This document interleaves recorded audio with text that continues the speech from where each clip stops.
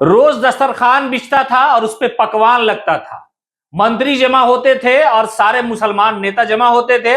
मस्जिदों में दुआएं होती थी। मुख्यमंत्री नीतीश कुमार के काम काज की घोषणा के बाद उनकी जो लिस्ट है वो बताई जाती थी कि मुसलमानों के कब्रिस्तान की घेराबंदी की गई, मुसलमानों के तलाकशुदा औरतों को इतना पैसा दिया गया, तो आप हमको वोट करिए। अब बताइए कि बदकिस्मती कहिए या नेताओं की नाकामयाबी कहिए या लंबा लिफाफा गाड़ी का काफिला लेकर के चलने वाले मंत्री जी की जो सियासी औकात है उस पर नजर दौड़ाइए।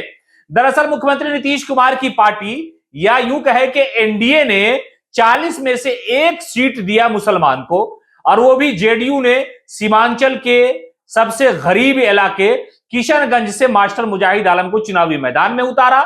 मास्टर साहब के नाम की घोषणा हुई और जनता दल यूनाइटेड के जितने भी नेता हैं उसमें मंत्री हैं, मंत्री के साथ साथ एमएलसी हैं, एमएलसी के साथ साथ चेयरमैन हैं। इन सब लोगों ने पटना से बोरिया बिस्तर उठाया, बड़ी बड़ी महंगी गाड़ियां उठाई, किशनगंज की तरफ रवाना हो गए।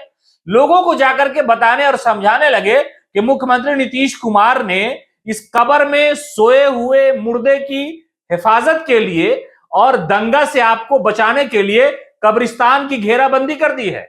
आपकी जो महिलाएं हैं आपके समाज की, उन्हें तलाक दे दिया गया है, तो उनके खाने पीने जीवन यापन के लिए मुख्यमंत्री ने वजीफा का ऐलान किया है। ये 2 सबसे बड़ी घोषणा, ये 2 सबसे बड़ा मुसलमानों के लिए एक तरह से कहा जाए कि ऐसी योजना थी जिसको लेकर के लगता था कि मुसलमान जो है कब्रिस्तान के विकास को अपनी तरक्की समझेगा। जमा खान मंत्री हैं, अल्पसंख्यक कल्याण मंत्री, उनको बड़ी जिम्मेदारी दी गई थी और वो वहां के इंचार्ज मिनिस्टर भी हैं किशनगंज के। मास्टर मुजाहिद के लिए ये सारे मास्टर लगे हुए थे, लेकिन जब इम्तिहान का रिजल्ट आया सब के सब फेल कर गए।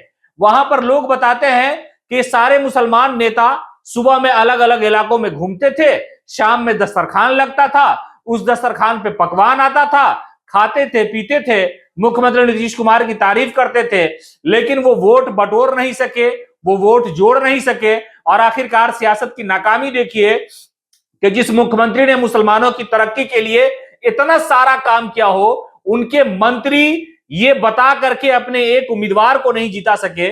सियासत में इसे शर्म कहा जाए या ये कि नाकामी कहा जाए। हालांकि ये कहा करके खुश हो सकते हैं कि जीता तो कोई अल्पसंख्यक समाज का ही है, लेकिन ये आपकी पार्टी के लिए बेहतर नहीं है।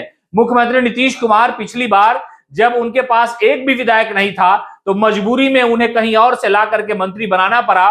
मुख्यमंत्री नीतीश कुमार ने मुसलमानों के लिए कई सारी योजनाएं चलाई जिसका फायदा पहुंचा है, लेकिन हाल के दिनों में मुसलमानों के लिए जो बजट खास किया गया है उसका मात्र 49% बजट खर्च होता है, वो भी जो नॉर्मल सैलरी वैलरी बढ़ती है उसको लेकर के।